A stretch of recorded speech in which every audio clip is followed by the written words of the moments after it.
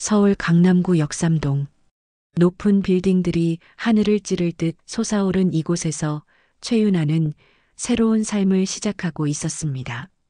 38의 나이, 특전사에서 20년을 복무한 그녀에게 민간인의 삶은 낯설기만 했습니다.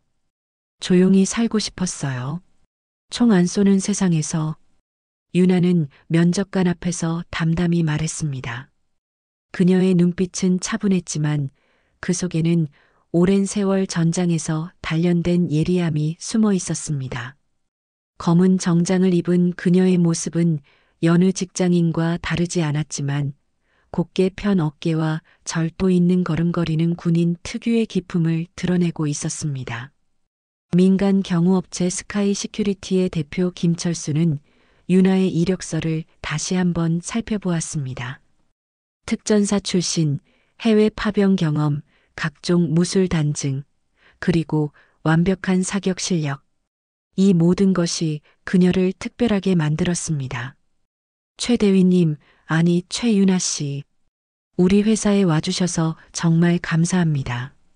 이런 실력자를 모시게 되어 영광입니다. 윤아는 고개를 끄덕였습니다. 계급이 아닌 이름으로 불리는 것이 아직은 어색했지만 이제는 적응해야 할 시간이었습니다. 그녀는 작은 원룸에서 혼자 사는 평범한 삶을 꿈꿔왔습니다.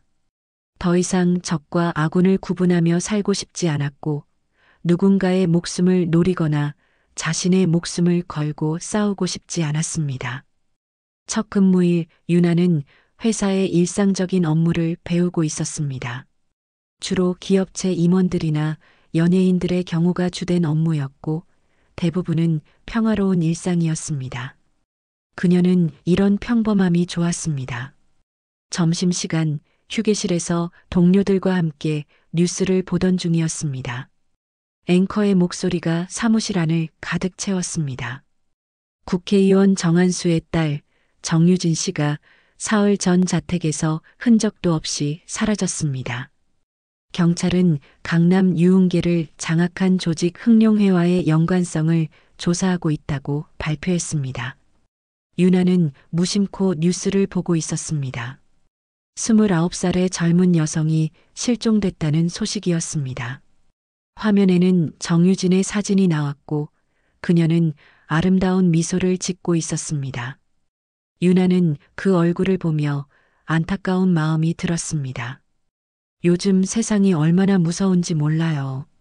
국회의원 딸도 이렇게 당하는데 우리 같은 일반인은 오죽하겠어요.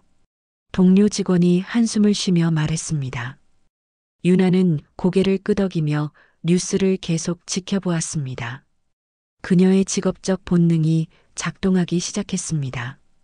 흑룡회라는 조직, 그리고 실종된 여성. 이 모든 것이 그녀에게는 익숙한 위험의 냄새를 풍기고 있었습니다. 그날 저녁 윤아는 원룸에서 혼자 저녁을 먹고 있었습니다. 간단한 김치찌개와 밥 한 그릇. 이런 평범한 일상이 그녀에게는 큰 행복이었습니다. 더 이상 부대 식당에서 수백 명과 함께 먹지 않아도 되고 비상 상황에 대비해 긴장할 필요도 없었습니다. 하지만 뉴스에서 본 정유진의 얼굴이 계속 머릿속을 떠나지 않았습니다. 그 젊은 여성이 지금 어디서 무엇을 하고 있을까? 안전한 곳에 있을까? 윤아는 자신도 모르게 그런 생각을 하고 있었습니다. 김철수 대표는 윤아의 실력을 눈여겨보고 있었습니다. 첫날부터 그녀는 남다른 관찰력과 판단력을 보여줬습니다. 위험 상황에 대한 대처 능력도 뛰어났고 무엇보다 냉정함을 잃지 않는 모습이 인상적이었습니다. 그는 언젠가 윤아에게 특별한 임무를 맡겨야 할 때가 올 것이라고 생각했습니다. 윤아가 회사에 입사한 지 일주일이 흘렀습니다. 평범한 경우 업무에 적응해 가던 그녀에게 김철수 대표가 조용히 다가왔습니다. 그의 표정은 평소와 달리 심각했습니다. 윤아 씨, 잠깐 제 사무실로 오시겠습니까? 대표실 문이 닫히자마자 김철수는 윤아에게 한 장의 서류를 건넸습니다. 그것은 일반적인 경우 의뢰서가 아니었습니다. 정유진 실종 사건과 관련된 극비 문서였습니다. 국회의원 정한수 씨가 직접 의뢰한 건입니다. 경찰은 손을 놓고 있고 정치적 부담 때문에 적극적으로 나서지 못하고 있어요. 그래서 우리에게 도움을 요청했습니다. 유나는 문서를 꼼꼼히 읽어보았습니다. 정유진이 실종된 지 벌써 사흘째였고 유력한 용의자는 강남 일대를 장악한 조직폭력배 흥룡해였습니다. 하지만 증거가 부족해 경찰도 함부로 손을 대지 못하는 상황이었습니다. 제가 무엇을 해야 하는지 말씀해 주세요. 김철수는 유나의 냉정한 반응에 안도의 숨을 내쉬었습니다. 역시 특전사 출신답게 감정에 휩쓸리지 않고 상황을 파악하려 했습니다. 보디가드로 위장해서 흥룡회에 침투해야 합니다. 조직 내부에서 정유진의 행방을 찾아내는 것이 목표입니다. 물론 매우 위험한 임무입니다. 유나는 잠시 침묵했습니다. 조용한 일상을 꿈꾸며 전역했지만 누군가의 생명이 위험에 처해 있다면 외면할 수 없었습니다. 이것이 군인으로서 몸에 밴 그녀의 본능이었습니다. 너만이 할 수 있어. 일반 경호원으로는 불가능한 임무야. 하지만 당신의 실력이라면 충분히 가능할 것 같습니다. 김철수는 책상 서랍에서 또 다른 봉투를 꺼냈습니다. 그 안에는 정유진의 사진이 들어 있었습니다. 유나는 그 사진을 받아들고 자세히 살펴보았습니다. 순간 유나의 얼굴이 굳어졌습니다. 그녀의 손이 미세하게 떨리기 시작했습니다. 사진 속 정유진의 얼굴을 보는 순간 오래된 기억이 물밀듯 밀려왔습니다. 이에 유진이. 유나는 중얼거렸습니다. 김철수는 그녀의 반응을 눈여겨보았습니다. 혹시 아시는 분입니까? 유나는 깊게 숨을 들이마셨습니다. 그녀의 마음속에는 수년 전 필리핀 파병지에서의 기억이 선명하게 떠올랐습니다. 그곳에서 만난 한 명의 젊은 여성, 국제구호활동가로 파견된 정유진과의 인연이 생각났습니다. 내 절친이었어요. 군 복무 중 유진이와 필리핀 파병지에서 만났었습니다. 그때 유진이는 구호활동가로 왔었고 저는 그곳을 지키는 임무를 맡고 있었어요. 그때의 기억이 생생했습니다. 정유진은 어려운 환경에서도 항상 밝은 미소를 잃지 않았고 현지 주민들을 도우며 희망을 전하는 사람이었습니다. 유나와 유진은 서로 다른 분야에서 일했지만 사람을 구하고 지킨다는 공통된 목표를 가지고 있었습니다. 그 아이가 위험에 처해 있다면 절대 외면할 수 없습니다. 유나의 목소리에는 확고한 의지가 담겨 있었습니다. 김철수는 그녀의 변화된 표정을 보며 이 임무가 성공할 수 있을 것이라는 확신을 가졌습니다. 흥룡의 조직에 침투하는 방법은 이미 마련되어 있습니다. 조직 두목백도연이 새로운 보디가드를 찾고 있다는 정보를 입수했어요. 당신의 이력을 조작해서 지원하는 것입니다. 김철수는 유나에게 가짜 신분증과 이력서를 건넸습니다. 거기에는 전직 용병 출신이라는 설정이 적혀 있었습니다. 군인 경력은 숨기고 대신 해외에서 민간 경호업체에 근무했다는 내용으로 꾸며놓았습니다. 기억하세요. 당신은 돈을 위해 일하는 용병입니다. 감정적으로 행동하면 안 됩니다. 조직 내부에서 정유진의 행방을 찾아내는 것이 최우선 목표입니다. 유나는 고개를 끄덕였습니다. 그녀는 이미 마음속으로 작전을 세우고 있었습니다. 유진을 구하기 위해서라면 어떤 위험도 감수할 각오가 되어 있었습니다. 그날 밤 유나는 오랜만에 잠을 이루지 못했습니다. 유진과 함께했던 필리핀에서의 시간들이 계속 떠올랐습니다. 그때의 유진은 항상 다른 사람을 먼저 생각하는 따뜻한 사람이었습니다. 그런 유진이 지금 어디선가 위험에 처해 있을 생각을 하니 마음이 무거웠습니다. 내일부터는 최윤아가 아닌 다른 사람이 되어야 했습니다.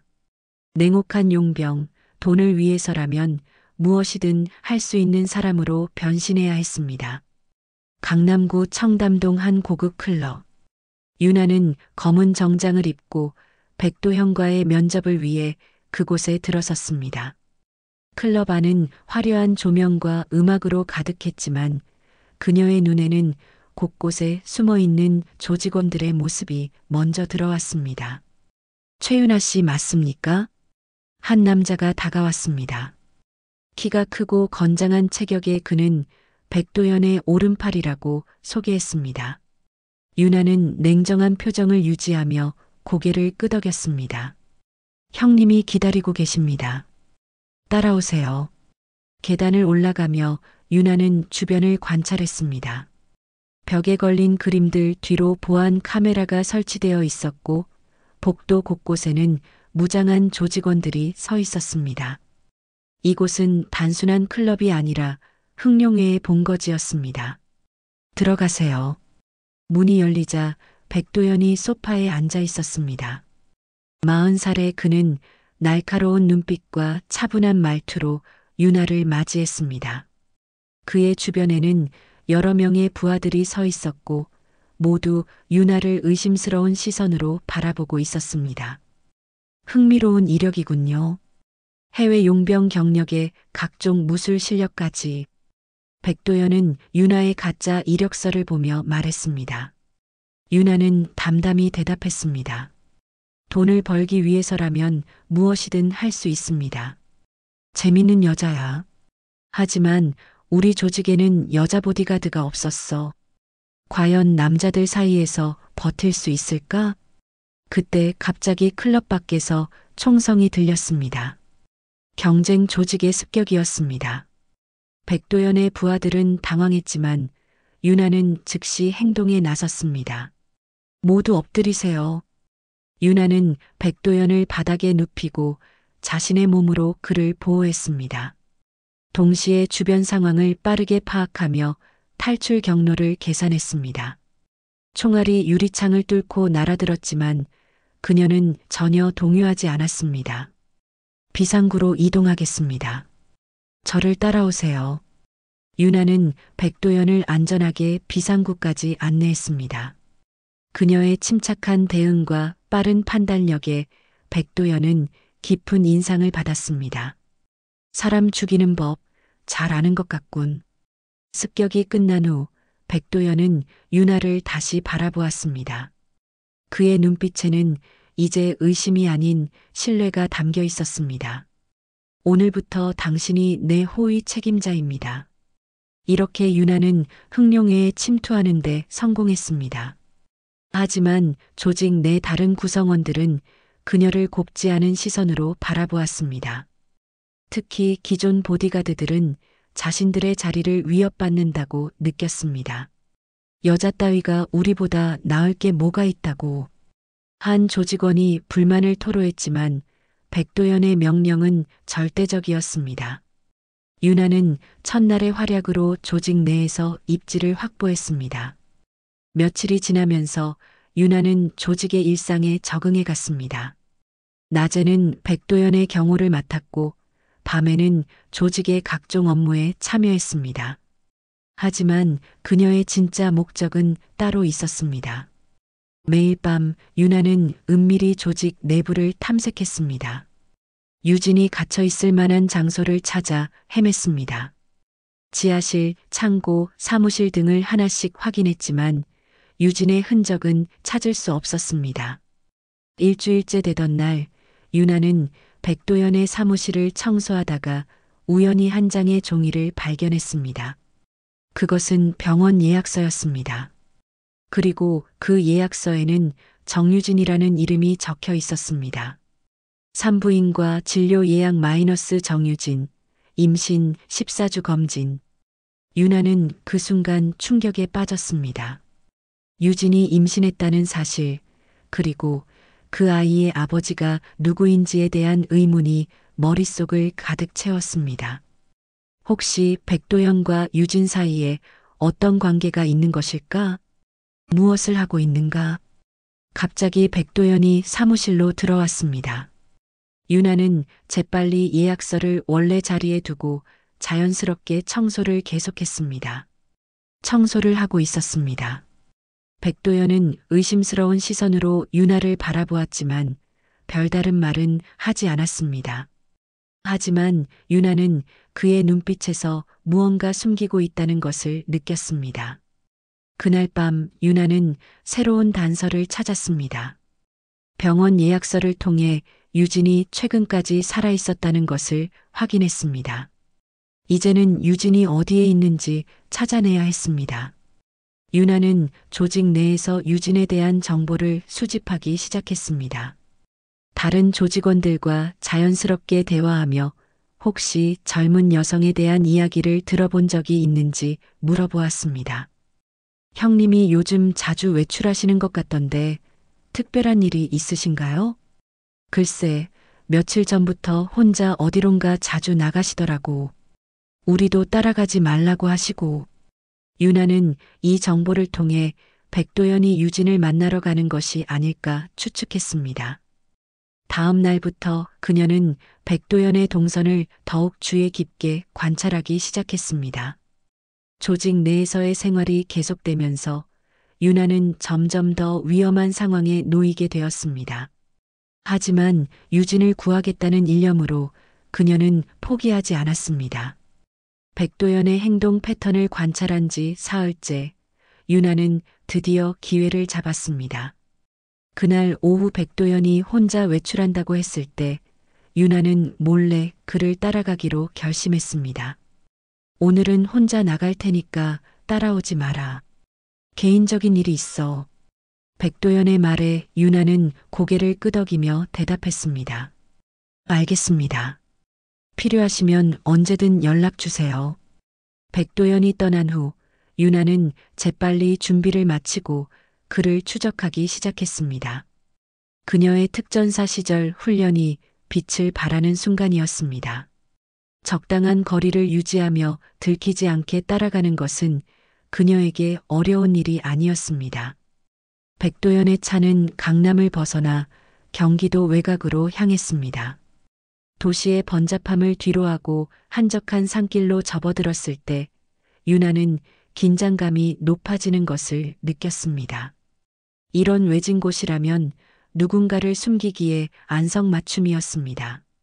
마침내 백도연의 차가 한 별장 앞에서 멈췄습니다. 유나는 차에서 내려 숲속에 몸을 숨기고 별장을 관찰했습니다. 2층 규모의 깔끔한 별장이었지만 창문은 모두 커튼으로 가려져 있었고 주변에는 경비원이 배치되어 있었습니다. 유나는 신중하게 별장 주변을 돌며 침입 경로를 찾았습니다. 뒤쪽에 있는 작은 창문이 열려 있는 것을 발견한 그녀는 조용히 별장 안으로 들어갔습니다. 별장 내부는 의외로 따뜻한 분위기였습니다.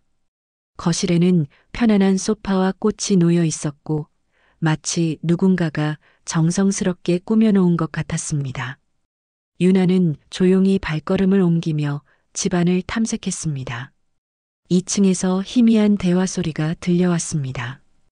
유나는 계단을 조심스럽게 올라가며 그 소리에 귀를 기울였습니다. 한 명은 분명 백도연의 목소리였고 다른 하나는 여성의 목소리였습니다. 문틈으로 들여다본 유나는 그 순간 숨이 멎을 뻔했습니다.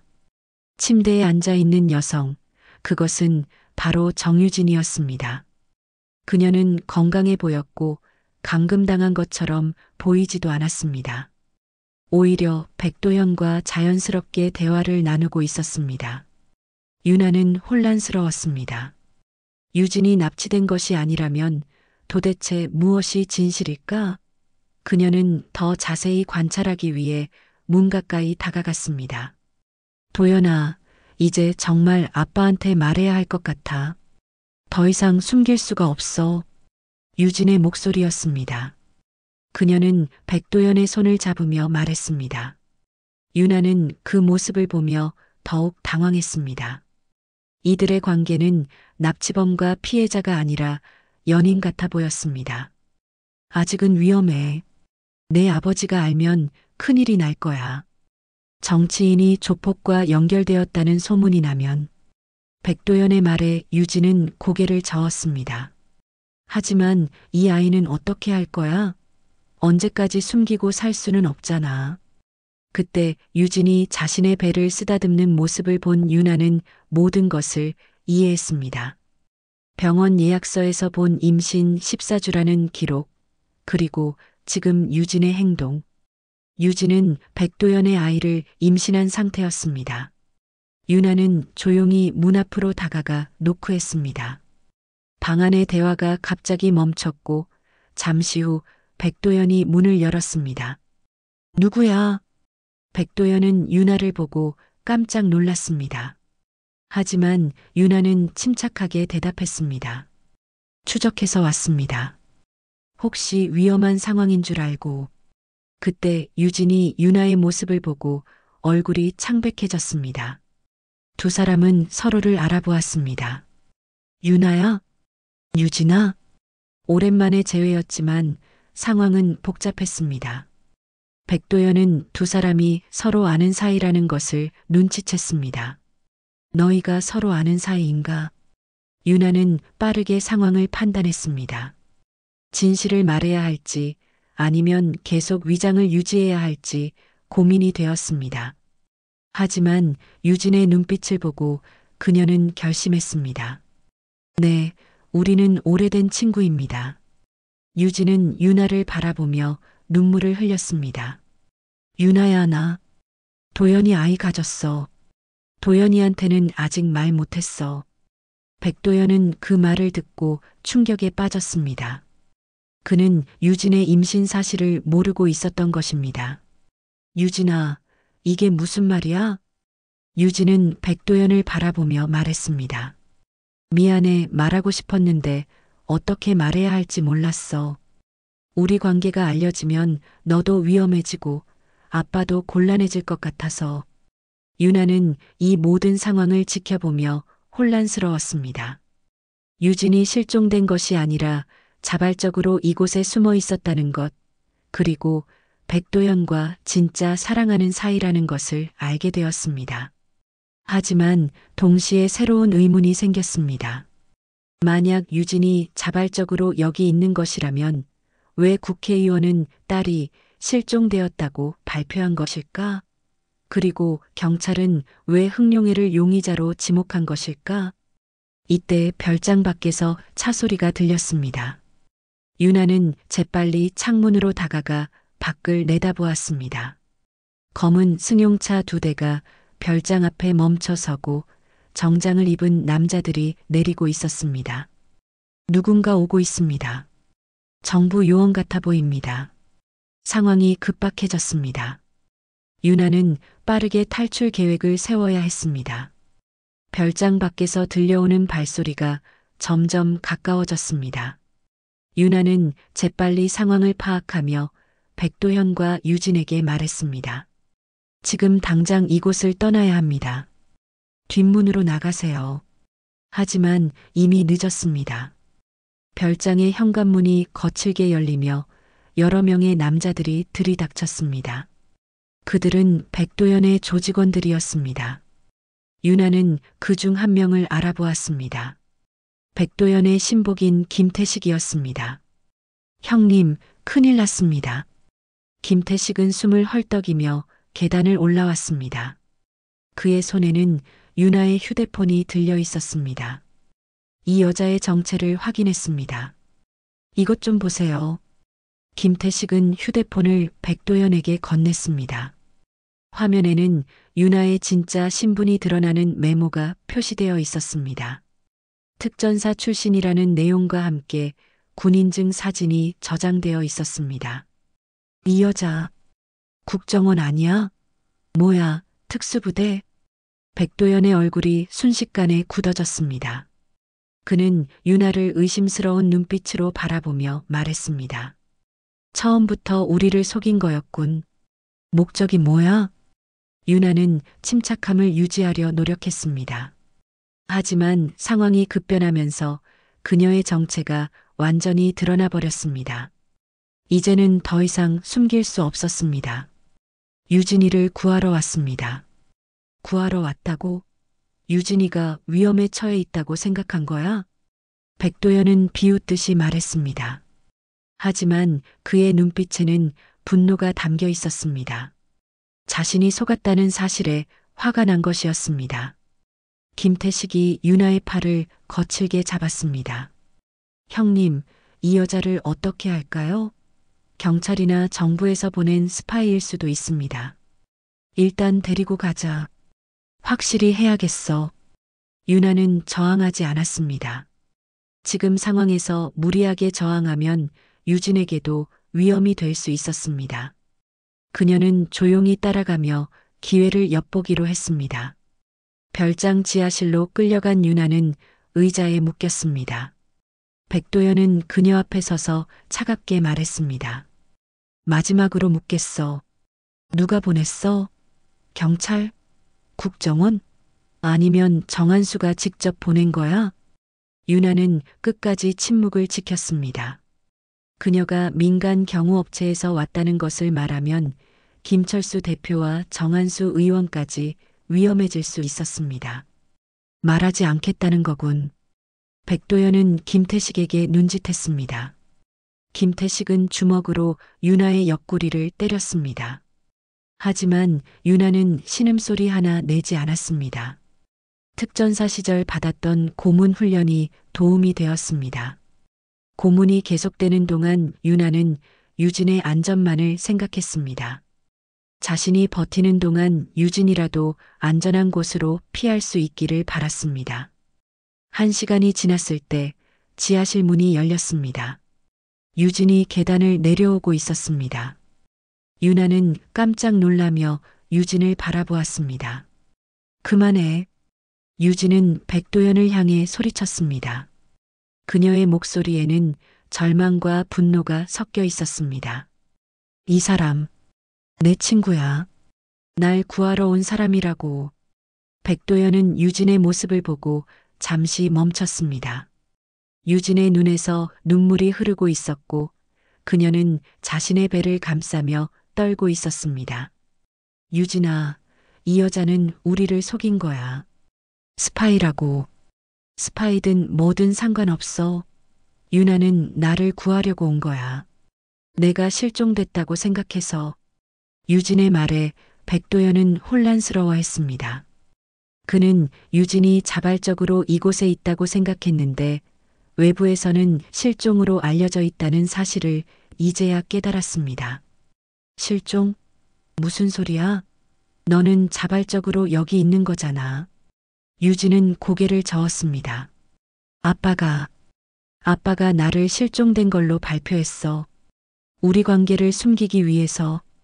백도연의 얼굴이 창백해졌습니다. 그는 이제야 상황을 이해했습니다. 정한수 의원이 딸과 조직폭력배의 관계를 숨기기 위해 실종극을 꾸민 것이었습니다.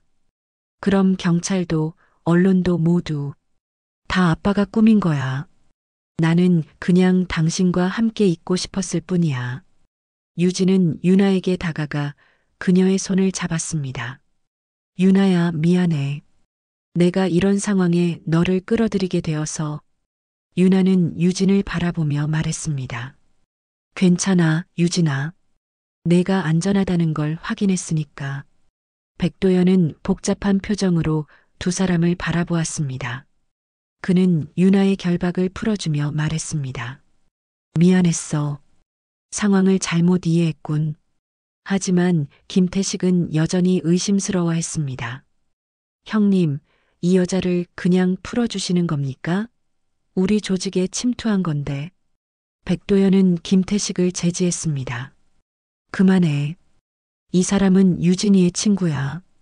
유진은 백도연의 손을 잡으며 말했습니다. 도연아, 이제 정말 모든 걸 정리해야겠어. 아빠에게 진실을 말하고 우리 아이에 대해서도. 백도연은 유진의 배를 보며 복잡한 심경을 드러냈습니다. 당신 아이야. 난 더 이상 숨기고 싶지 않아. 유나는 이 모든 상황을 지켜보며 새로운 결심을 했습니다. 이제는 단순히 유진을 구하는 것이 아니라 이들의 진짜 행복을 지켜주어야 했습니다. 하지만 아직 위험은 끝나지 않았습니다. 정한수 의원이 이 모든 상황을 어떻게 처리할지, 그리고 조직과 정치권 사이의 복잡한 관계가 어떻게 풀릴지는 미지수였습니다. 고문에서 풀려난 유나는 옆구리와 등에 심한 멍이 들어 있었습니다. 하지만 그녀는 고통을 참으며 유진과 함께 별장 2층 방에 앉아 있었습니다. 백도연은 조직원들과 급한 회의를 위해 잠시 자리를 비운 상태였습니다. 유나야, 정말 미안해. 내 때문에 이렇게 다치게 해서.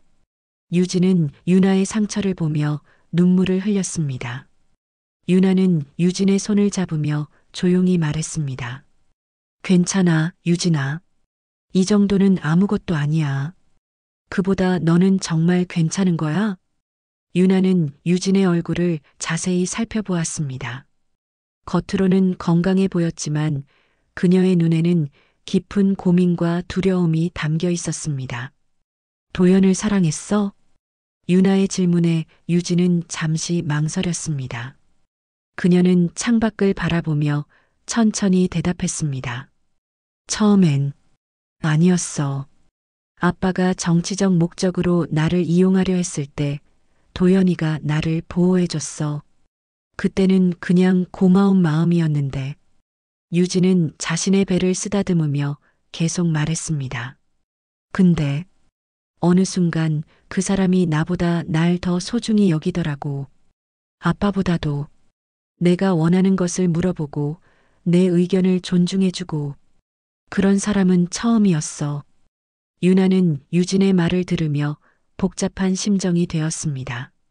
조직폭력배와 국회의원의 딸이라는 불가능한 조합이었지만 두 사람 사이에는 진짜 사랑이 있다는 것을 느꼈습니다. 그럼 왜 실종극을 꾸민 거야? 정한수 의원이 왜 그런 짓을 했을까? 아빠는 자신의 정치 생명만 중요해. 내가 조폭과 연애한다는 게 알려지면 정치적으로 큰 타격을 받을 거라고 생각한 거야. 그래서 나를 강제로 해외로 보내려고 했어. 유진의 목소리에는 아버지에 대한 원망이 섞여 있었습니다. 그때 도연이가 나를 숨겨준 거야. 하지만 아빠는 내가 납치됐다고 발표했어. 도연이와 조직을 범죄자로 만들면서까지. 유나는 이제 모든 상황을 이해했습니다. 정한수 의원은 딸의 안전보다는 자신의 정치적 이익을 우선시했고 그 과정에서 백도연을 희생양으로 만들려 했던 것입니다. 그때 아래층에서 급한 발소리가 들렸습니다. 백도연이 급하게 계단을 올라오고 있었습니다. 유진아, 유나씨, 큰일 났어요. 백도연의 얼굴은 창백했습니다. 그는 휴대폰을 들고 두 사람에게 뉴스를 보여주었습니다. 경찰이 우리 조직 본부를 급습했어요. 정한수 의원이 압력을 넣은 것 같습니다. 이제 이곳도 안전하지 않아요. 화면에는 흥룡의 본부가 경찰에 의해 포위된 모습이 나오고 있었습니다. 앵커는 정유진 납치 사건과 관련해 대대적인 수사가 진행되고 있다고 보도했습니다. 우리가 어떻게 해야 할까요? 유진은 불안한 표정으로 백도연을 바라보았습니다. 백도연은 잠시 생각에 잠겼다가 결심한 듯 말했습니다. 유진이를 안전한 곳으로 피신시켜야 해요.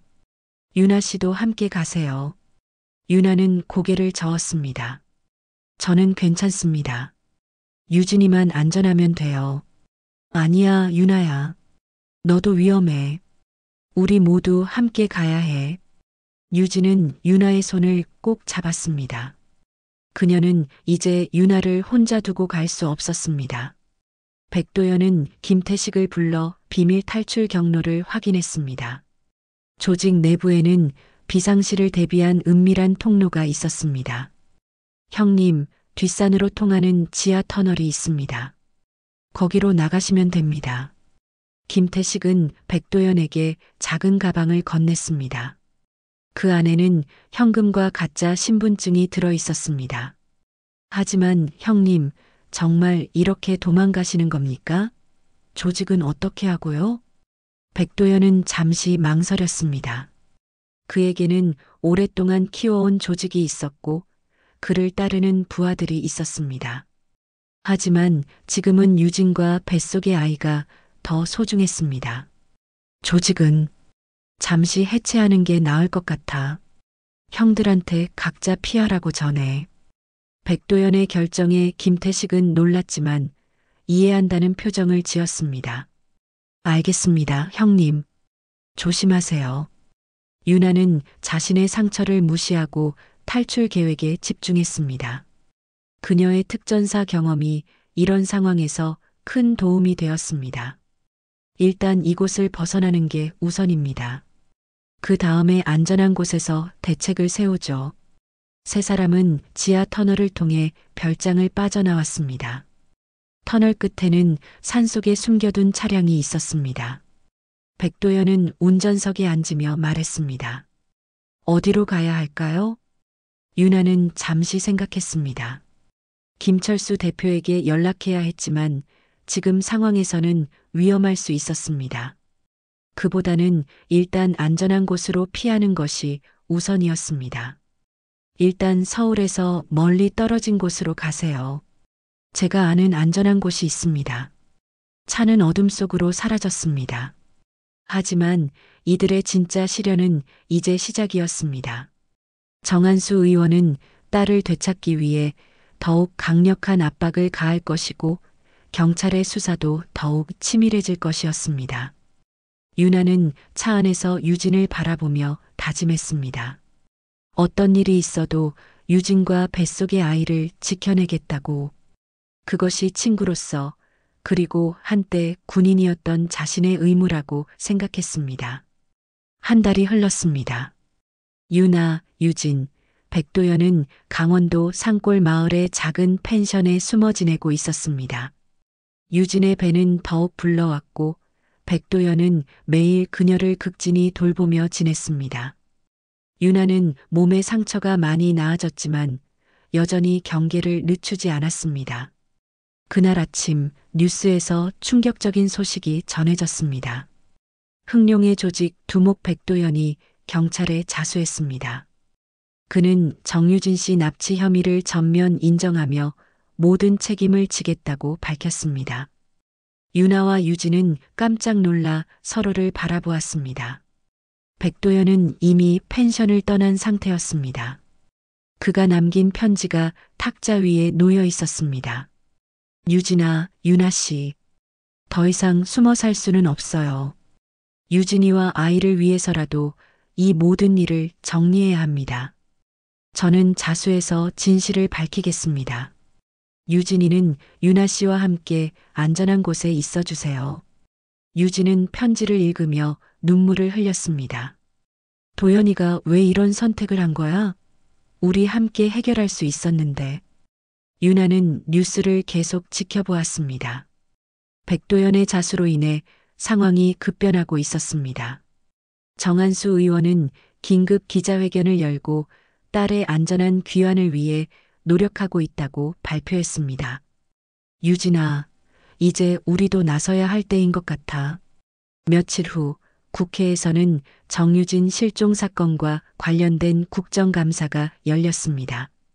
정한수 의원은 피의자 신분으로 출석했고 백도연도 증인으로 법정에 서게 되었습니다.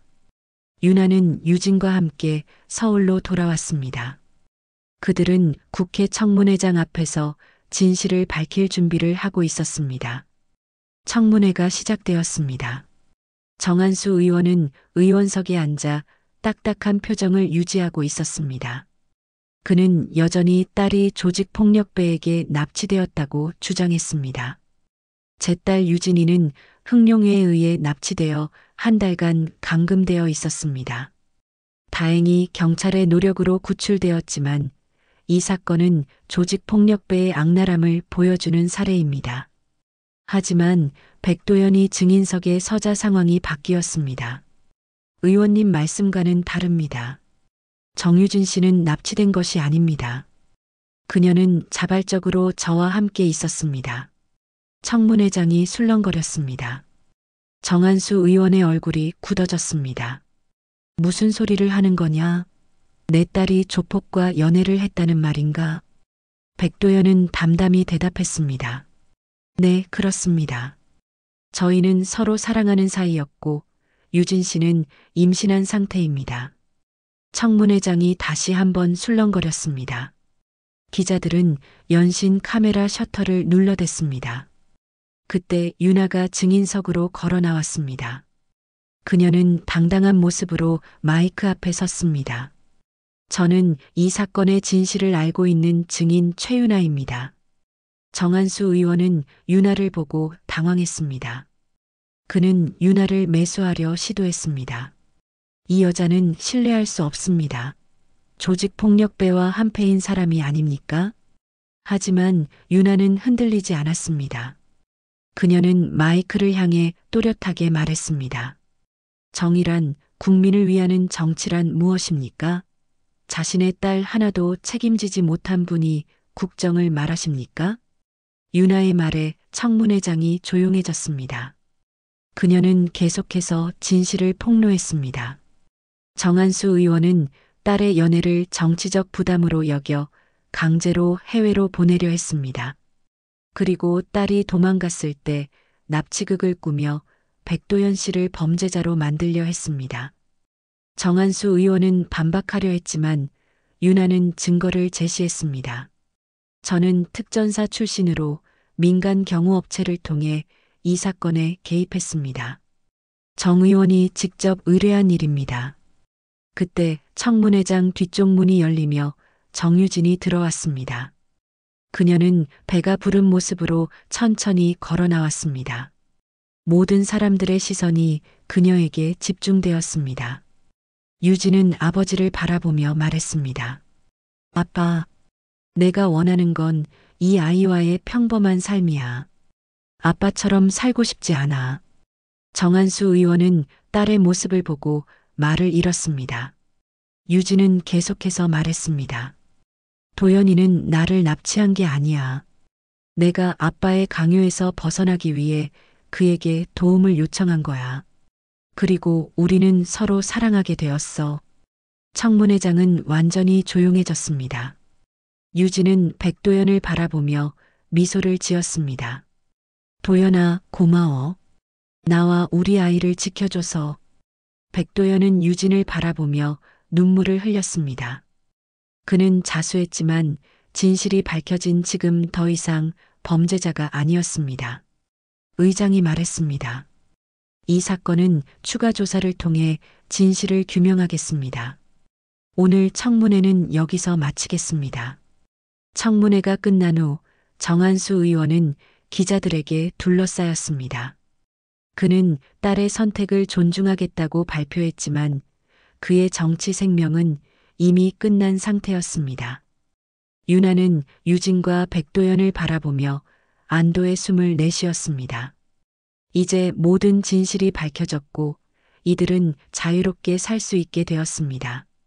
하지만 진짜 새로운 시작은 이제부터였습니다. 1년 후 경기도 가평의 한적한 시골 마을에 자리 잡은 작은 건물에서 윤아는 새로운 삶을 시작하고 있었습니다.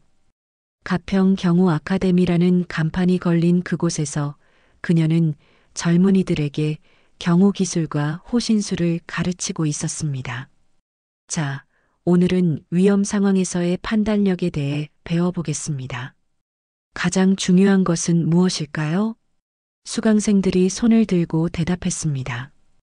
윤아는 만족스러운 미소를 지으며 그들의 열정적인 모습을 바라보았습니다. 이곳에서 가르치는 일은 그녀에게 새로운 보람을 주었습니다.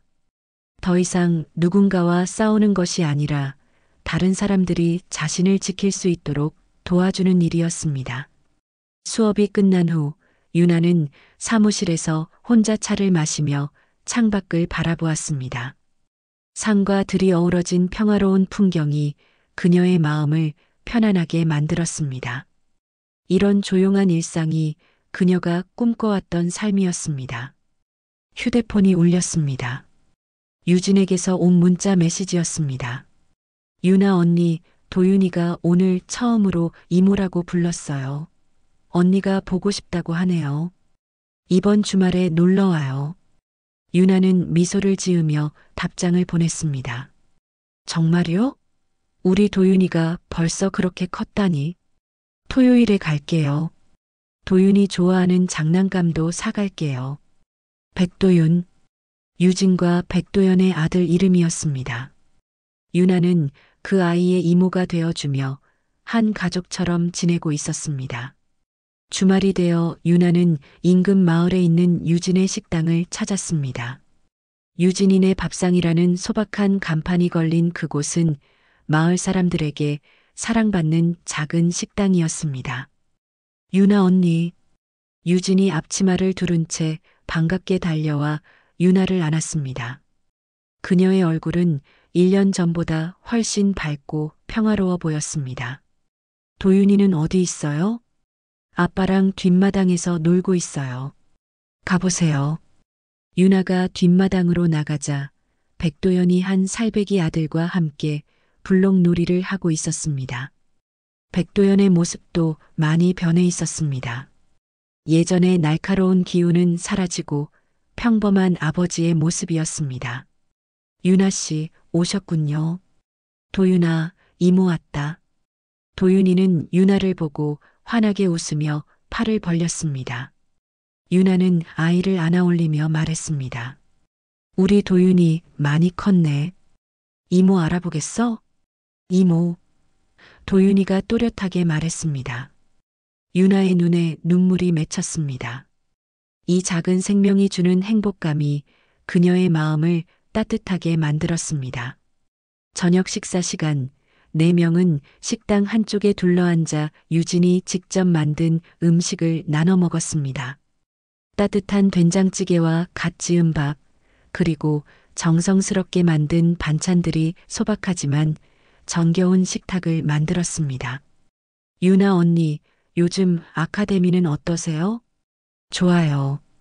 젊은 친구들이 열심히 배우려고 하니까 저도 보람을 느끼고 있어요. 백도연이 말했습니다. 유나 씨 덕분에 우리가 이렇게 평범한 행복을 찾을 수 있었어요. 정말 감사해요. 유나는 고개를 저었습니다. 아니에요. 우리는 서로를 도운 거예요. 저도 유진이와 도윤이 덕분에 진짜 가족이 무엇인지 알게 되었어요. 유진이 유나의 손을 잡으며 말했습니다. 내가 살면서 구조했던 많은 사람 중에 너만큼 내 인생을 바꾼 사람은 없었어. 유나는 유진의 말에 마음이 뭉클해졌습니다. 나도 마찬가지야, 유진아. 너희 가족이 있어서 내 삶이 더 의미 있어졌어. 그때 식당 TV에서 뉴스가 나왔습니다. 정한수 전 의원의 소식이었습니다. 정한수 전 국회의원이 지역사회복지관에서 봉사활동을 하고 있는 모습입니다. 그는 의원직을 내려놓은 후 꾸준히 소외계층을 위한 봉사활동에 참여하고 있다고 합니다. 화면에는 정한수가 어르신들께 식사를 대접하는 모습이 나왔습니다. 그의 얼굴에는 예전의 권위적인 모습 대신 겸손함이 묻어나고 있었습니다. 아빠도 많이 변했네요. 유진이 화면을 보며 말했습니다. 그녀의 목소리에는 원망이 아닌 안타까움이 담겨 있었습니다. 가끔 도윤이를 보러 오시거든요. 처음엔 어색했는데 지금은 정말 할아버지 같으세요. 백도연이 덧붙였습니다. 어르신도 많이 후회하고 계시는 것 같아요. 우리를 인정해 주시더라고요. 유나는 이런 변화들을 보며 감회가 새로웠습니다. 사람은 정말 변할 수 있다는 것을, 그리고 진정한 가족의 의미를 다시 한번 깨달았습니다. 밤이 깊어 유나가 돌아갈 준비를 할 때 유진이 그녀를 붙잡았습니다. 유나 언니 정말 고마워요. 언니가 없었다면 우리는 지금의 행복을 찾을 수 없었을 거예요. 나도 고마워, 유진아. 너희 덕분에 내가 진짜 지키고 싶은 것이 무엇인지 알게 되었어. 유나는 차에 오르며 뒷좌석에 도윤이를 바라보았습니다. 아이는 평화롭게 잠들어 있었습니다. 집으로 돌아가는 길, 유나는 혼자 중얼거렸습니다. 세상을 지키는 법은 반드시 총을 들고 싸우는 것만이 아니란 걸 이제는 안다. 그녀는 이제 진정한 평화가 무엇인지 알았습니다. 그것은 누군가를 이기는 것이 아니라 사랑하는 사람들과 함께 평범한 일상을 나누는 것이었습니다. 가평의 밤하늘에는 별들이 반짝이고 있었습니다. 유나는 그 별들을 바라보며 내일 또 다른 새로운 하루를 맞이할 준비를 했습니다. 더 이상 적과 싸우는 전사가 아닌 사람들을 지키고 돌보는 따뜻한 어른으로서 말입니다.